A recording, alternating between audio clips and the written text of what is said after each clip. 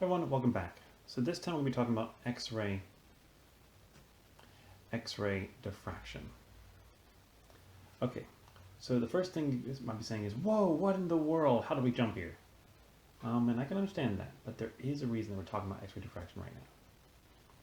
First off, to diffract light, the diffraction grating spacing must be comparable to the light wavelength. We've been talking about all these planes of atoms, and they're usually separated by fractions of a nanometer. So let's look around here. What do we see in the fractions of a nanometer range? We see X-rays.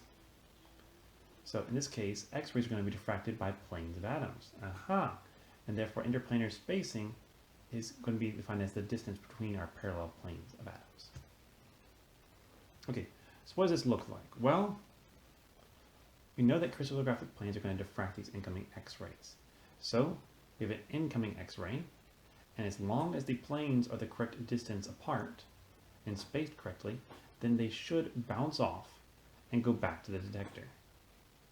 So we can tell the spacing of the atoms based on the angle that our rays come in.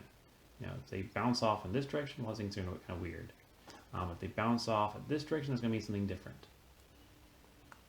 What we're going to see is that only one particular angle, that should be a theta right there, is actually going to diffract the, is going to have any sort of diffraction. That's going to be that critical angle right here. And that will help us understand the spacing between planes experimentally. So this is how we experimentally measure the space between planes, since we can't know that otherwise. What we get is that D is going to be equal to n lambda over 2 sine times the critical angle. Now lambda is simply the wavelength of my X-ray. The critical angle is what angle I'm aiming at it when I shoot it at the sheet of metal atoms. And then n here is just integer because obviously it's going to be able to diffract off of 2D and also 3D and 4D.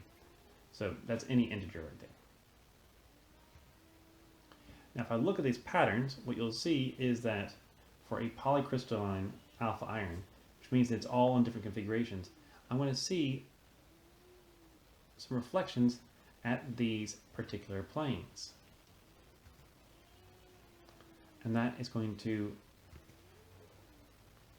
be caused by these three configurations. So I see my 110 plane right here, which is that closely packed plane with the most diffraction. I see the 200 plane, which hits only one atom, not very closely packed at all, very little.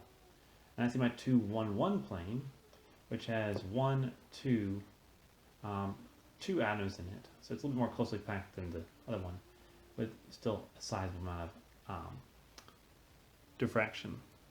So based on this diffraction pattern, I can tell what planes are most closely packed. I can also tell what kind of structure it has if I don't know already. Okay, so in summary, we've done a whole lot here. Big things we remembered is that atoms may assemble into crystalline or amorphous structures, and we're mostly focusing on the crystalline. We learned about different crystal structures, such as the FCC, the BCC, and the hexagonal close packed. And we also learned how to calculate their atomic packing factor. We learned how to calculate the theoretical density based on its crystal structure.